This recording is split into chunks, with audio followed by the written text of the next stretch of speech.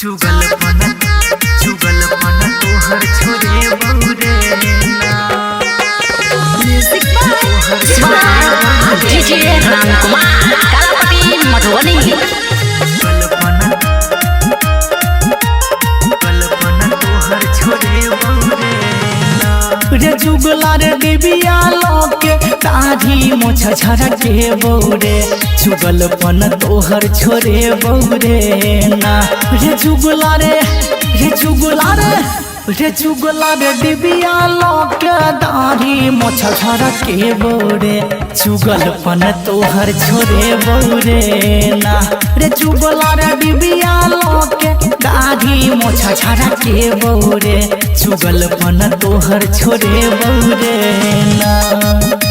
चुगलपन तोहर छोरे बौरे ना। चुगलपन तोहर छोरे बौरे ना। सब सहेली मिलके मुँह नोच लेबो की होई छै चुगलपन चुगला आई तोरा बतेबो। हाँ सब सखी मिलके मुँह नोच लेबो की होई छै चुगलपन चुगला आई तोरा बतेबो। रे भरता बाके कर खा भौजी से लगबे बौरे चुगलपन तोहर छोरे बौरे ना। रे चुगला रे डिबिया लोके दाढ़ी मोछ झरके बौरे चुगलपन तोहर छोरे बौरे ना। रे चुगला रे डिबिया लोके दाढ़ी मोछ झरके बौरे चुगलपन तोहर छोरे बौरे ना।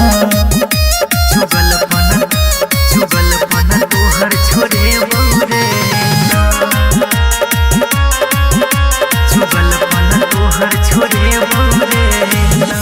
सामा बहिन के तू मानी है कहल जे कहो दुलरी हमर कादी है कहल।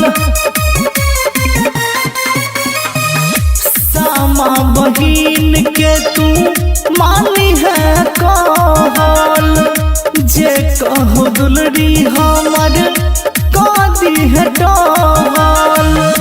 रे राघव भैया के गीत पचोली पहिरा के नचबई बौरे चुगलपन तोहर छोरे बौरे ना।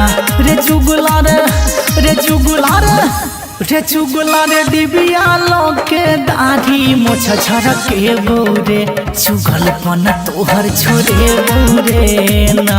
रे चुगला रे डिबिया लोके दाढ़ी मोछ झरके बौरे चुगलपन तोहर छोरे बौरे ना।